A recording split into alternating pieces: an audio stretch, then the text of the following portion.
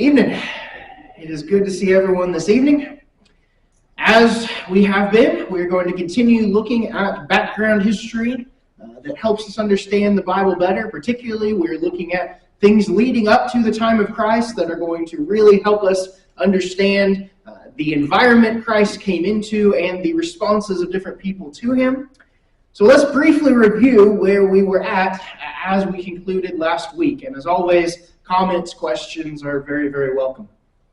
If you remember last week, we talked about kind of the beginnings of what we call the Maccabean Revolt, or the Maccabean Rebellion. Basically, you have this king of the Seleucid Empire, which is kind of the most eastern successor kingdom after Alexander the Great. They take control over the area of Judea, and they just absolutely, at least under this king, absolutely wreck God's people. And what I mean is they persecute them to the nth degree, outlaw the following of God's law, forbid things like circumcision and keeping the Sabbath, kill anyone who opposes them. It is one of the most severe persecutions against those who are trying to follow God's law in the history of God's people up to this point.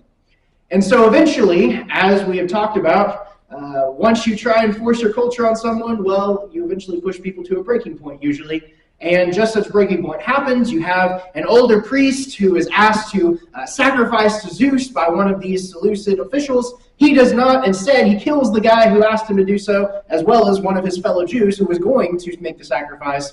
And this sparks this rebellion. And so you have Mattathias is his name. You have one of his sons, Judas, put in charge of what essentially becomes a full-fledged revolution, trying to gain the freedom of the Jewish people from Seleucid rule, specifically from the rule of this king, King Antiochus IV. And so basically, as we talked about last week, in many ways, this had a lot of parallels to our own revolution. And remember, ours was even longer ago than it would have been for the Jews of Jesus' day, looking back on the Maccabean Revolt.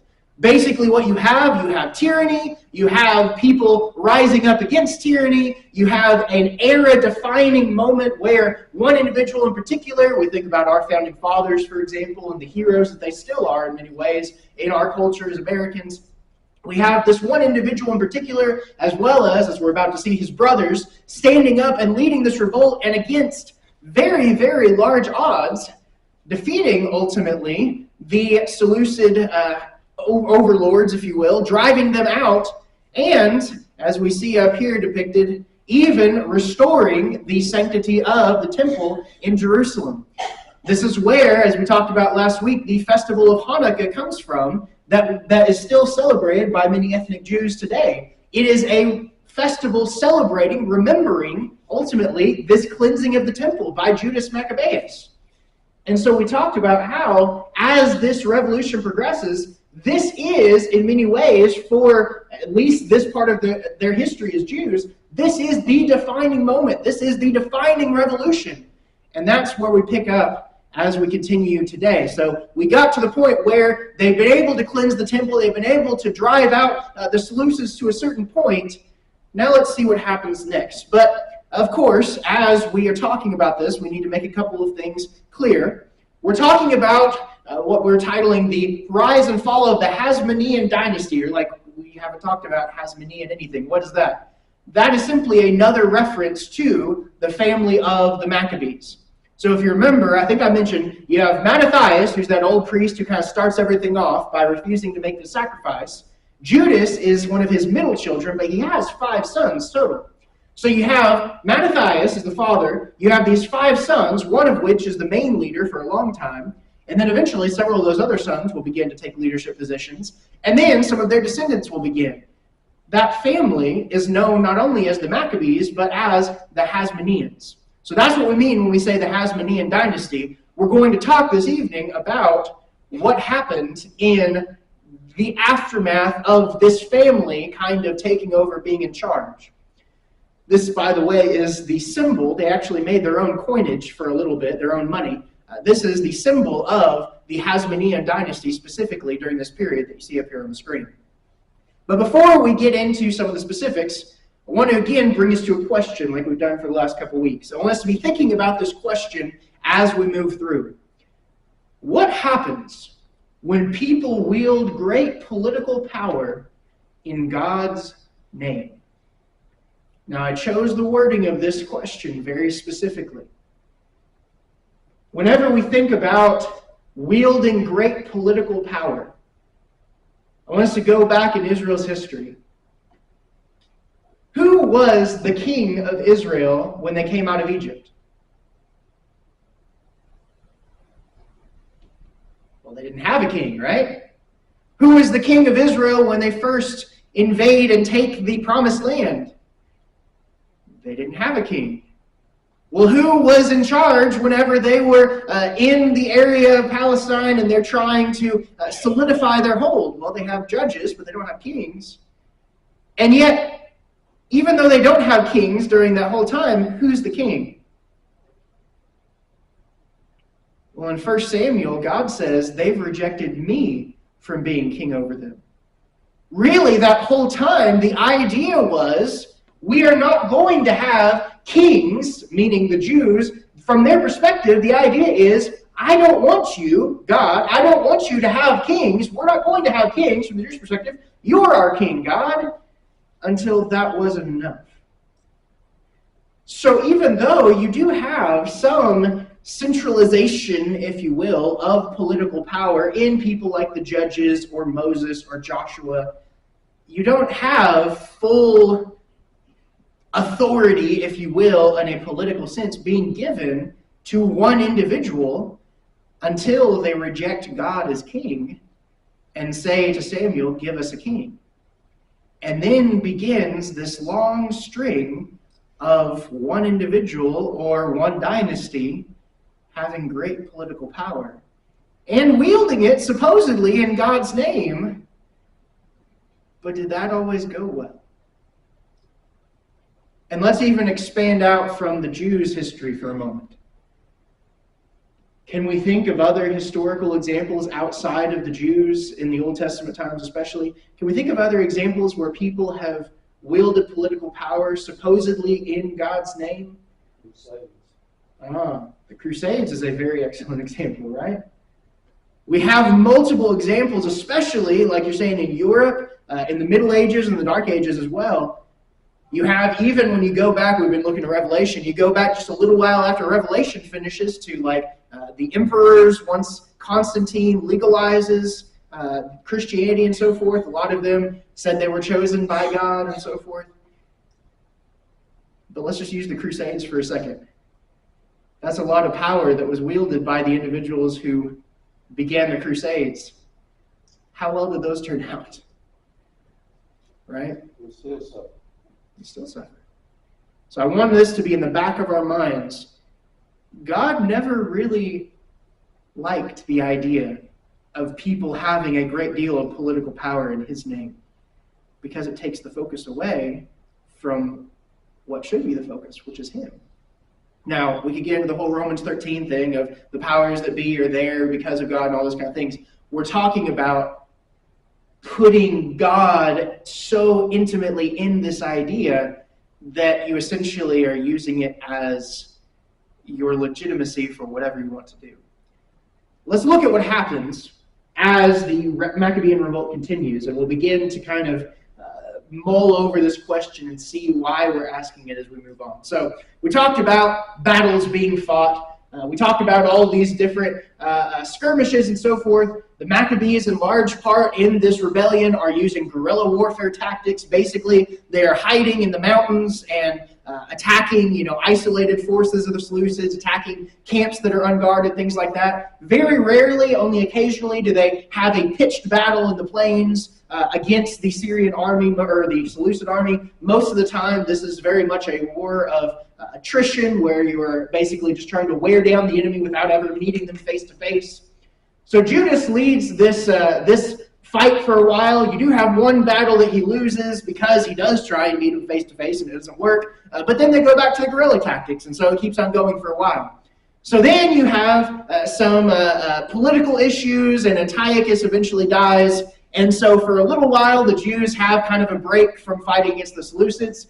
But then another guy rises to power, and he tries to take back what the Jews have taken. And he tries to invade again, and so you have Judas, and then later on, after he is killed in the process of all these wars, you have some of his brothers taking up the mantle as well. So basically, even though the Jews kind of gained this temporary independence, think about, for example, our revolution, again, using our revolution as an example. Anyone know what happened in 1812? Okay, good. The War of 1812. What was the War of 1812? Just summarizing very briefly. Anybody know? Or maybe I should say, who fought in the War of 1812? The British came to get it back, right? Less than 50 years after our revolution, they said, okay, that's enough, we're going to take it back now. That's essentially what you have, although in a much shorter time frame. You have the initial revolution where they're able to take Jerusalem, cleanse the temple, but the Seleucids don't give up that easily. Even though they had some political issues and kind of backed off for a little while, they come back. Well, guerrilla tactics still work pretty well. So you have people like Judas and later Simon and Jonathan. They continue to lead the people, and one by one, eventually, they lose their lives in different ways in this battle, but ultimately they're quite successful in maintaining their independence and driving the Seleucids back time and time again. But in the process of all this, we're going back to this map that we have, right, of the Seleucid Empire. Seleucids, they are, again, one of these successors after the Alexander's Empire, one of the successors after the Macedonian takeover of this large portion of the world. But, well, let me use an example. Anyone ever played Risk before, the board game? What happens as you gain more territory in a game like Risk? Anybody know? Okay, you get targeted more, good. What else happens? Okay. In the game of Risk, you get more armies the more territory you control, but also you have more that you have to deal with. Now, honestly, Risk goes real easy on you in terms of how much you get for having more. Because in reality, when we want to talk about real life, real empires, real kingdoms, the bigger your territory is, the drawbacks usually tend to outweigh the benefits. Meaning, the further and further you stretch, the harder and harder it is to keep control of everything unless you are extremely well organized. And spoiler alert, the Seleucids really weren't. They did okay. I mean, they weren't, like the Assyrians where they basically had one king and they're done, or the Babylonians actually, sorry. They weren't just like one king and we're done or anything like that. But they didn't last a whole long time. And not only that, but going back to what Liz said earlier, they got targeted because they were a fairly powerful Eastern Empire. In particular, more and more, this little city-state that begins to be bigger and bigger and bigger of Rome begins to not like how powerful the Seleucids are. And they become kind of rivals. So with all of that happening, you have internal political turmoil within the Seleucid Empire. You have several different forces who don't like them, who are kind of pushing in on them. And you also just have the fact that ultimately, in a lot of ways, they just weren't situated to have a long-lasting system. They're becoming weaker and weaker and weaker. And not only are they becoming weaker and weaker, but there begins to be a lot of violence within their political system. Now, it's ironic that we're talking about this today, right? But that is what happened. You began to have a lot of assassinations. You began to have a lot of violent political rivalries. You began to have a lot of, oh, this king dies, and all of a sudden everyone is springing to try and take their position from them. All the generals come in and try and take control, all the different people, and there's this constant vying for power that more and more and more just begins to deteriorate the foundation of the Seleucid kingdom. Well, who do you think benefits from that? Well, everybody that doesn't want to be part of the Seleucid kingdom, right? Like the Jews who have just revolted. the more political turmoil, the more political assassinations, the more upheaval there is among the Seleucids, the better for the Jews. But we need to remember something as we are looking at this idea. Remember back when all of this process kind of started, the Jews are taken over. Remember, they don't have a king anymore. That really has ended with the captivity, right? The captivity to Assyria and to Babylon. They haven't really had a king since that captivity. But they do have a leadership in terms of religion. They have the high priest and the priests, right? Those are religious leaders. So to simplify things, when the Greeks take over, we talked about a few weeks ago how the Greeks basically said, well, you already have this religious leadership in place. We'll just kind of treat them as our, go-betweens, if you will, as your representatives politically as well. So suddenly we have this concentration of both religious and political power in the office of the high priest. And we saw how that played out leading up to the revolution, where you have Onias III, who's kind of faithful to the law, but then he gets essentially thrown out by somebody who gives money to the Greek king and says, hey, I'll make Jews more Greek. And he's like, okay, cool. Also, you bribed me, and that's cool too. So now you can be high priest, and you can make the Jews more Greek, right? That's the kind of corruption that's already been happening in the office of the high priest. But because of all this turmoil in the Seleucid kingdom, eventually they make a lot of concessions to the Jews because they just can't deal with them anymore, right? The Jews have become too much of a thorn in the side. They essentially grant them a degree of independence, finally. Kind of, again, like aftermath of 1812, right? That was kind of the last time Britain ever really had a shot, right? It's kind of the same idea. They say, you know what, okay, we're done. And not only that, they even recognized the high priest as essentially the authority, they called it the ethnarch, over the Jewish people. Basically, the high priest now has both religious and political control, even in the eyes, as recognized, of the kingdom that is in charge of this area.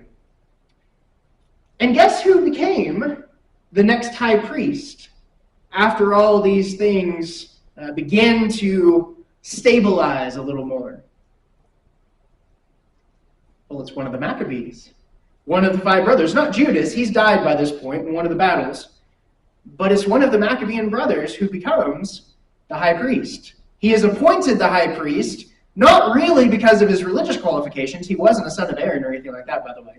He was of the tribe of Levi, apparently, but he was not a son of Levi, a son of Aaron or anything. But he is appointed that way, more than anything, because of politics. So that the Greeks can deal with one of the people who is effectively in charge of the country in an official position. Already, I hope we have alarm bells going off, because this is not really the best way to handle these things when it comes to God's people. But it gets worse. Because then, after a few different high priests, and I say a few, maybe 2 or 3 at most, different high priests are appointed from the Maccabean or Hasmonean family, you eventually have a high priest who is about to die. And he doesn't want this system to continue quite this way. He doesn't feel like this system should be in place where you have the high priest also being the one in charge politically. He doesn't like that.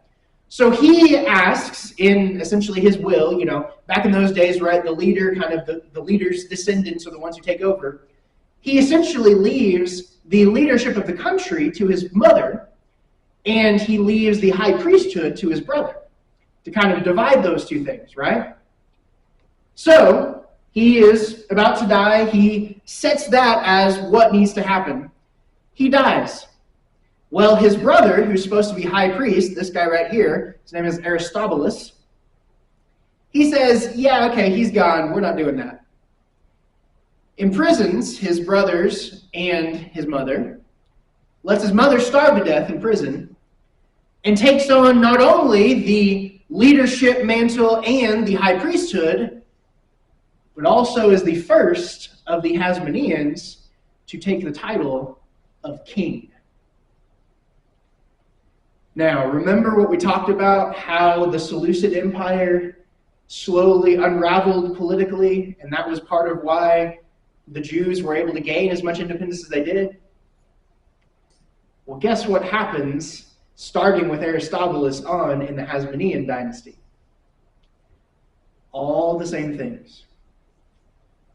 If you've ever watched one of these shows, like HBO shows and stuff like that, where you just have constant court intrigue and people stabbing people in the back and all this, whether it's supposedly historical, whether it's some kind of like fantasy type genre, that's very, very factually what actually happens over the next few years in the politics of the Jews.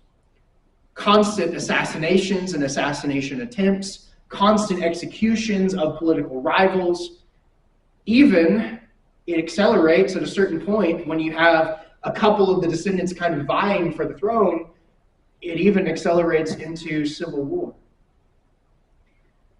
And remember, the revolution, the initial revolution with Judas Maccabeus, who, by the way, has been easily, by this point even, exalted into a hero with, really no opposition to that idea. He is the hero of the people at this time, even though he's passed on at that point. He's a martyr, right, too. Even just, we're talking maybe 50 years later, and this is where we are. Constant bloodshed, constant corruption, constant vying for power. And remember, the Hasmoneans supposedly were the ones who were going to restore obedience to the law and restore the following of the law and bring Israel back to what they were supposed to be. Eventually, it gets so bad, as I said, that there is a full-blown civil war between two of the individuals. I believe it's, forgive me, I just went blank on the name. I think it's Aristarchus II and Hyrcanus II, but I could be wrong on that. Nonetheless, it's two descendants of the Maccabees, what we call the Hasmoneans. They are now in a full-blown civil war with each other over who will rule the Jews. There's a lot of suffering. There's a lot of turmoil. By the way, all these things that we're talking about, of course, we're going very generally. If you want a fairly accurate record of these things, 1st and 2nd Maccabees, although they are not inspired scripture, are helpful historical documents, particularly 1st Maccabees, because 2nd Maccabees ascribes some supernatural things to the events that aren't accurate. But 1st Maccabees in particular has a lot of historical records of this if you want to look into it more, if you're interested. Also, Josephus reports and things as well. But in the midst of this civil war, well, guess what you do when you're a tiny little kingdom that have just barely gotten your independence and you're split by a civil war? What do you do if you're really set on your side winning, but you're just kind of at a stalemate?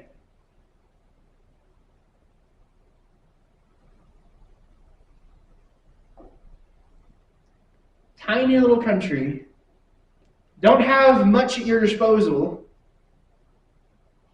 and you want to win. What do you do?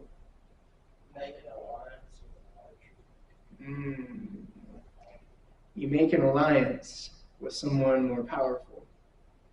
Well, they're not going to make an alliance with the Seleucids. That would be silly. Although it wouldn't surprise you at this point, right? Based on how much corruption and just how far the situation deteriorated. But the Seleucids are on their way out. As we said, that's part of why the Jews have gained as much freedom as they have at this point. Guess who's up and coming at this point? Rome. So what you actually have, just decades, not even 100 years after they have gained their independence from the Seleucids, you have one of these two sides of the civil war among the Jews, and they go run to the Roman general Pompey, who's nearby in Syria, and say, hey, could you come be on our side and put us in power? Now, I just want you to stop and think about how far they have sunk at that point. They're essentially volunteering to go back into dependence on outside powers so they can get a leg up on their Jewish rivals. You want to talk about a failure to get anywhere close to what supposedly was the goal of restoring the law. Oh, man. So Pompey listens to this first group and starts to head down there, but lo and behold, the other group also comes and does the same thing. So now both sides of the civil war come to this Roman general and say, hey, can we get you on our side to put us in power against our Jewish rivals? And Pompey is like, oh boy. And so he comes down to Jerusalem, and guess what he does? He says, you know what? I don't really like your side. I don't really like your side. I'm just going to take Jerusalem for Rome. And that's how Rome ultimately becomes a subject, or the Jerusalem, the Judea, ultimately becomes a subject of Rome by the time of Christ. Do we see the significance once again? Think about how much, by the time of Christ, the Jews resent Rome and Rome's authority over them. Does it make any difference once we know that the Jews literally invited Rome in? Not even 100 years before that. But let's continue. Because not only do we have Pompey being invited in, essentially claiming Judea for Rome, Rome was pretty good to the Jews for a long time. Even though they became subjects to Rome, Rome was pretty generous to them, allowed them to continue practicing their religion, allowed them to do all these things. But you still have this kind of civil war going on. Now, we've talked about a little bit before, Roman foreign policy is basically this. We don't care what in the world you want to do as long as you pay us our tribute and stay at peace. Right? They really don't care. That's part of how they were able to keep their empire alive for so long, is they had this delicate balance between crushing revolutions, but also being fairly lax in allowing people to kind of govern themselves under Rome's banner. But the second of those things, right, staying at peace, well, civil war is not exactly staying at peace. So that's got to be resolved. So the civil war continues, and after a while you have an individual who goes to Rome. He's not really even a part of this whole struggle, but he's being affected by the struggle. He's in a nearby province, right, or what would later become a province. And he goes to Rome and basically says, hey, can you help us out? The civil war is getting out of hand. It's hurting people, blah, blah, blah. And Rome basically, and I'm oversimplifying this, right, but Rome basically says, you know what, we'll just put you in charge. You go in there, you take over, you squash all this stupid infighting, you get the Jews all squared away so they stop all this. Guess who this guy is? You might not be able to make out on this side. Herodes. Herod. This is Herod the Great. Now, Herod the Great is interesting. He claimed to have some of Hasmonean blood in him, meaning he claimed to have some descendancy or some family relation to the Maccabees. That's kind of doubted, if I understand correctly, that he himself had that relation. He did, however, marry a descendant of the Maccabees. So he was trying to kind of gain some political clout from that perspective of still being connected to this family that has still been raised to heroic status among the Jews. But in the process, he is going to squash all the other pretenders to the throne. All these people that have been vying for the throne, the reason for the civil war, over a long and bloody process, Herod goes in and just stops all that. Squashes all the opposition. There are more assassinations, more backstabbings, more violence. And of course, once Herod actually takes over, there will continue to be that. Herod is infamous for being violent even towards his own family and being paranoid and all these things. But he essentially goes in and takes over. And after this whole process, claiming the mantle of the Hasmoneans, right, claiming that descendancy, and claiming, unlike all of these other people who've been vying for the throne in the Civil War, claiming that he is the legitimate king, which really the only reason he's legitimate is because Rome said so, but nonetheless, trying to get loyalty from the Jews and claiming he's the legitimate king, guess what title he gives himself? This is very well attested. And we're talking now only shortly before, a couple decades before Jesus was born. Guess what Herod's title is?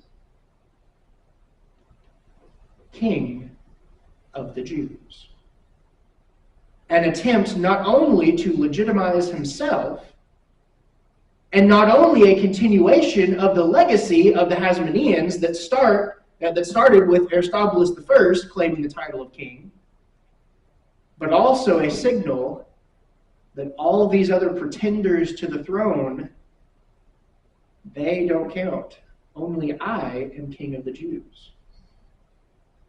Now,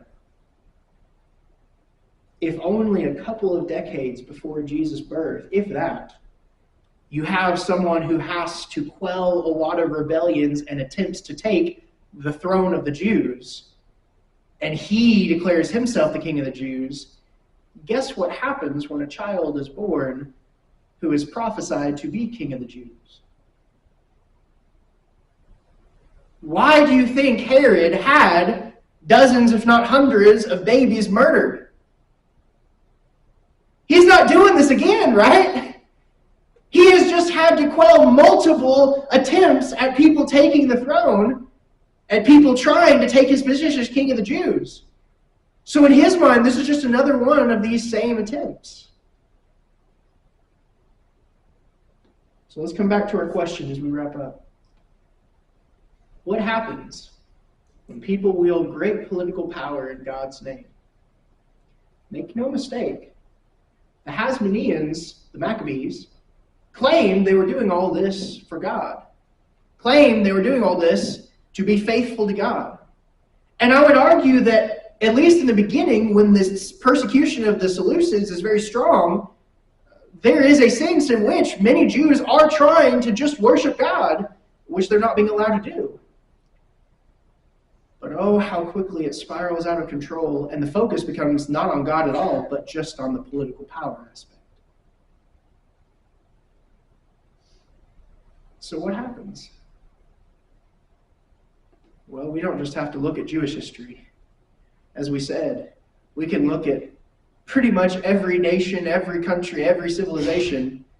They may not understand the one true God, but they still usually use some kind of divine authority, divine legitimacy to try and give themselves a leg up on their opponents. That's never been God's purpose. That's never been God's plan. And anytime people try and wield political power like this in God's name, this is about par for the course. Corruption, abuses of power, infighting, violence. And we're talking maybe 100 years. That's the background. That's the legacy of the Jews right before Christ comes on the scene from a political standpoint. This is what they have been dealing with for the last several generations. I hope as we begin looking through all these things, for the last few weeks we've been looking into all these things. I know we haven't touched on much scripture because these things happened in between the Old and New Testaments. But I hope we're beginning to see just how much of an impact these events have leading up to Christ and how the Jews respond to him. Despite a promising beginning, the Hasmonean dynasty deteriorated into corruption, intrigue, and murder. And we can't help but think of the kings of Israel before them, can we? Of the assassinations, of the corruption, of the power struggles that happened. And yet notice, the focus this whole time remains on power. So why do you think they thought the Messiah would be a Messiah of political power? Because that's what they've been obsessed with ever since they've had a king. We'll wrap up there for this week. Any thoughts or comments before we close? As always, the invitation is open for anyone who needs help, needs prayers, whatever the case may be. if we can help you in any way, please let us know as we stand and sing.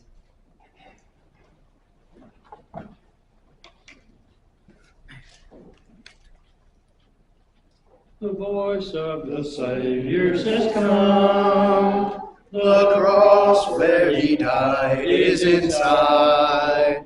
Even now at the cross there is room. Are you coming to Jesus tonight? Are you coming?